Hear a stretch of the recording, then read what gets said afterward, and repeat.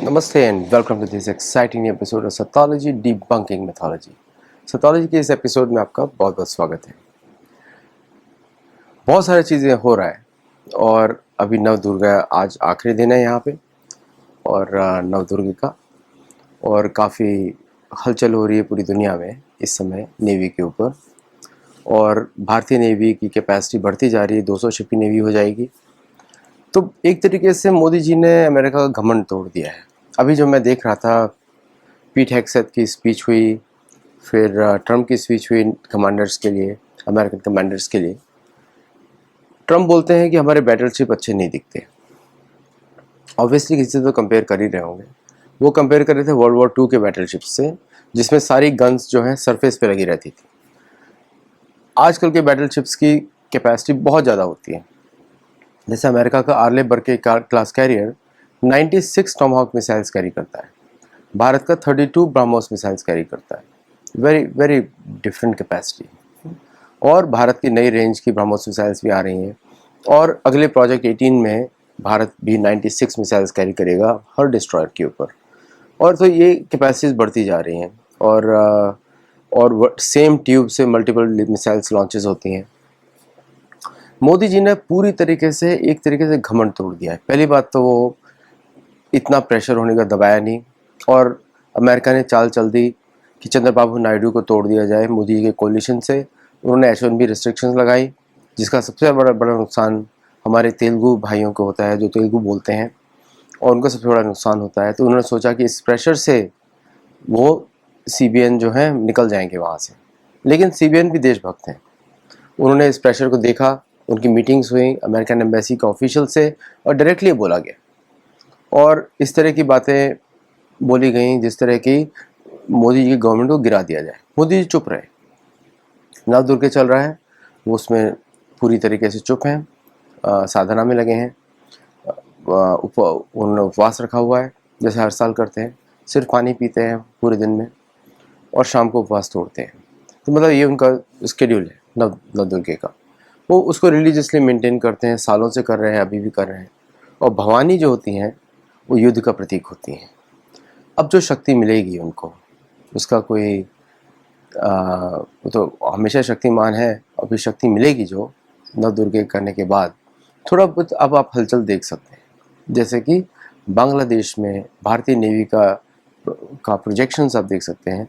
American navy का चाल भी आप देख सकते हैं कि अमेरिकन नेवी इस समय मोर एग्रेसिव रूप से भारत के विरुद्ध प्रेशर बनाएगी और इसमें भारत को कोई ना कोई पक्ष चुनना पड़ेगा युद्ध के लिए। अपना ही पक्ष चुनेंगे वो, लेकिन या तो युद्ध करें या युद्ध नहीं करें, ये पक्ष चुनना पड़ेगा।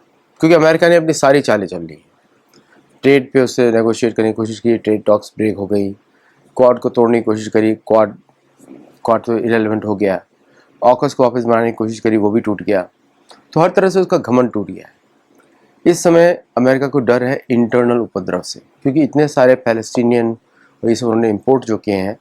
डियरबॉन्ग मिशिगन में आप देख ही रहे हैं, ओपनली बात हो रही है। जो मोस्ट पीसफुल कम्युनिटी है भारतीय कम्युनिटी, उसको उन्होंने टारगेट किया। वो लोग चुप हो गए। अब क्या करेंगे, क्योंकि सारी शक्ति तो इनके पास है। तो सब लोग चुप हो गए, कोई बोल नहीं पाया। लेकिन उसका रिवर्बरेशन अब देखने को मिलेगा। सबसे पहला काम किया जोहो को एक नेशनल प्लेटफॉर्म बनाने का, जिसमें भारतीय लोग जोहो, अरट्टाई, इन सब ऐप्स से मूव करेंगे। और भी बहुत सारी ऐप्स हैं, ये नाम मुझे मालूम है क्योंकि मैं जोहो बहुत लंबे समय से यूज़ कर रहा था। तो 10-11 साल से यूज़ कर रहा हूँ, तो मुझे पता है कि क्या है ये। और बाकी ऐप्स, इससे पूरा सिलिकॉन वैली हिल जाएगा।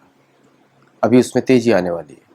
प्लस जो CBN को तोड़ने की कोशिश थी H1B के नाम पे, वो हुआ नहीं और होगा भी नहीं, क्योंकि चंद्रबाबू नायडू को मालूम है हम भारत की बात कर रहे हैं, हम किसी अमेरिकन देश की बात नहीं कर रहे हैं कि वीज़ा इशू पे हम गवर्नमेंट गिरा देंगे। तो ये कोलिशन गवर्नमेंट जो है चलती रहेगी और स्ट्रॉन्ग भी होती रहेगी, क्योंकि इन्वेस्टमेंट बहुत बड़े स्केल पे हो रहे हैं। प्लस इंडिजिनस कैपेसिटी के इन्वेस्टमेंट्स हो रहे हैं, फॉरेन के इन्वेस्टमेंट्स नहीं हैं। और रेमिटेंसेस की अगर बात की जाए तो रेमिटेंसेस तो एक समय में ड्राई होने ही वाला था, क्योंकि अमेरिकन इकॉनमी उस लेवल पे नहीं रहेगी जो रेमिटेंसेस लोग भेज सकें। शायद करेंसी का वैल्यू भी नीचे गिर जाए। तो ये सब फ्यूचर सबको मालूम है। तो इस छोटे से गेन के लिए देश को नीचे दिखाना वो चंद्रबाबू नायडू नहीं करने वाले। लेकिन इसके बाद जो भारत के एक्शंस होने वाले हैं, जो जयशंकर जी ने बड़ा क्लियरली बोल दिया सबको कि मल्टीलैटरलिज्म, बायलैटरलिज्म, और मल्टीलैटरलिज्म का स्कोप कम है बिकॉज ऑफ अमेरिकन इन्वॉल्वमेंट, बायलैटरलिज्म का स्कोप ज़्यादा है बिकॉज ऑफ वो बायलैटरल दो देशों के बीच में होगा। इस पर उन्होंने फोकस किया। और दूसरा कि अब जो भारत का पोस्चर है मोर एग्रेसिव होने वाला है, मुझे दिख रहा है उसके सारे सिंबल्स, जैसे कि फॉर एग्जांपल जो एम्बेसीज में कम्युनिकेशन है वो भारतीय एम्बेसीज को दिया गया है कि to protect Indian American foreign में जहाँ भी हो, जो भी भारत से कनेक्टेड है उन सबको प्रोटेक्ट किया जाए। दूसरा कि जो ट्रेड है उसको भारत में और भी लाया जाए as an investment and which generates in Indian output, उस पर बहुत बड़ा काम हो रहा है। तीसरा टेक्नोलॉजी के स्पेस में आप देखेंगे कि more warships are getting commission in, अभी तक तो 45 कमीशन हुए हैं, more warships are going to be commission in next 4 और 5 ईयर्स, और जिससे भारत का पावर प्रोजेक्शन और भी इंक्रीज होने वाला है। Plus the military profile of भारतीय दूतावास उसको भी बढ़ाने का काम उस पर आगे चल रहा है काम। अब ये सब इन्फॉर्मेशन मुझे पब्लिक सोर्सेज से ही मिलती है, there is no inside source मेरे लिए, so but I research a lot, तो मैं ट्रेंड्स देखता हूँ हर जगह। प्लस भारत का जो बड़ा पॉलिसी फ्रेमवर्क है ऑन द करेंसी मूवमेंट, उस पर भारत का बहुत जोर है, जिससे कि अभी नव दुर्गा जैसी ख़त्म होती है, त्योहारों का समय जैसे ही ख़त्म होता है, उसमें और ज़्यादा उस आप बढ़ोतरी देखने को मिलेगी, particularly in the area of domestic consumption, जिसके रिजल्ट्स आने शुरू होंगे नवंबर दिसंबर में जब all the data comes out. तो अभी दिवाली 18 अक्टूबर को है, तो दिवाली के बाद बहुत सारा फायरवर्क्स हम देख सकते हैं दिवाली के बाद, दिवाली से पहले नहीं। तो पाकिस्तान ने जो भी चाल चली है आसिम मुनीर की और शहबाज शरीफ की, अभी वो चाइना के विरुद्ध भी जाके उन्होंने अमेरिका में बात करी है, so China is also noticing. तो इस बार बहुत सारा चीज़ें हो सकता है। देखिए चाइना के साथ क्या है कि चाइना दोनों साइड से खेलेगा। चाइना अपने एग्जिस्टिंग नेटवर्क्स को ख़त्म नहीं करेगा पाकिस्तान में, चाइना अपने यूएस के रिलेशंस को भी ख़त्म नहीं करेगा, चाइना अपने इंडिया के भी रिलेशंस को ख़त्म नहीं करेगा, वो तीनों को एक साथ आगे बढ़ता रहेगा। बट कहीं ना कहीं मुझे ऐसा लगता है based on all the indications कि भारत इस पर कोई कड़े कदम उठाने वाला है इन टर्म्स ऑफ मिलिट्री के support to Pakistan and also military support of US to Pakistan, उसको भी ज़रा क्वेश्चन किया जाएगा। तो अभी अमेरिकन मिलिट्री का focus based on Pete Hegseth speech and Donald Trump speech है कम्प्लीटली इंटरनल, मतलब वो ये बोल रहे हैं कि part of the 800 general will be appointed in different cities, ये बात हो रही है, तो सिटीज़ में कंडीशंस बहुत ख़राब हैं अकॉर्डिंग टू प्रेसिडेंट ट्रम्प। तो इस इनवर्ड मूवमेंट से भारत का जो एशिया पैसिफिक, जो इंडो पैसिफिक क्लेम है वो और भी स्ट्रांग हो जाएगा। प्लस जो सऊदी अरेबिया का जो कोलिशन बना है वो भी और भी स्ट्रांग हो जाएगा, बिकॉज अमेरिका शायद वहाँ से अपनी प्रेजेंस को थोड़ा कम करेगा, इसीलिए वो रिकॉर्ड्स किए गए हैं ताकि मैं आपको आपके हाल पे छोड़ दूँ, आपको शस्त्र चाहिए तो मेरे पास आ जाना, नहीं तो आप अपना खुद का मैनेज करो। तो अरेबिक जो इन्फ्लुएंस उसने बनाया, इन्फ्लुएंस ब्लॉक बनाया सऊदी अरेबिया, कतर और इन सब देशों का इंक्लूडिंग पाकिस्तान, वो to manage your own affairs internally US forces won't be able to support you. Indo Pacific में India to manage our relation, your relationship so that you can be independent including Japan. और Australia का जो है, Australia will tie up with India for their own support, तो वहाँ पे Australia India का partnership जो है चाइनीज़ हेजेमोनी को काउंटर कर सकता है। इंक्लूडिंग सिंगापुर हमेशा न्यूट्रल रहा है, is almost always pro Chinese, तो सिंगापुर और भारत का अलग से कोऑपरेशन चलता है ऑन द मलाक्का स्ट्रेट्स, उनको भी कभी कभी डर लगता है चाइनीज़ से। सो नया वर्ल्ड ऑर्डर ईजिली इमर्ज हो रहा है and that's why everyone is taking their claim. Africa command जो है आधा इंडिया की तरफ रहेगा, आधा रहेगा यूरोप की तरफ, इस तरह डिवाइड किया जा रहा है। तो east coast of Africa will be Indian and west coast of Africa will be European, south America पूरी तरह अमेरिका की तरफ रहेगा। So these are the new changes. और भारत का जो डील्स है with Brazil, with other south Asian countries, south American countries, Mexico भी इंक्लूडेड है, पेरू भी इंक्लूडेड है, चिले भी इंक्लूडेड है, प्लस ब्राज़ील तो है ही वहाँ पर, प्लस वेनेजुएला एंड कोलंबिया, ये सब एरियाज भी भारत के इन्फ्लुएंस में वहाँ पे आ सकते हैं। सो वेरी एग्रेसिव पोस्टर दिख रहा है पूरी दुनिया में, और मिलिट्री कैपेबिलिटी में इंडिया का तो कोई मुकाबला ही नहीं है इस मामले में। अमेरिका क्लेम करता रहता है लेकिन उसका actual on the ground performance नहीं है। बॉम्बार्डमेंट का परफॉर्मेंस भी उसका इतना ऐसा नहीं है जैसा रशिया का है।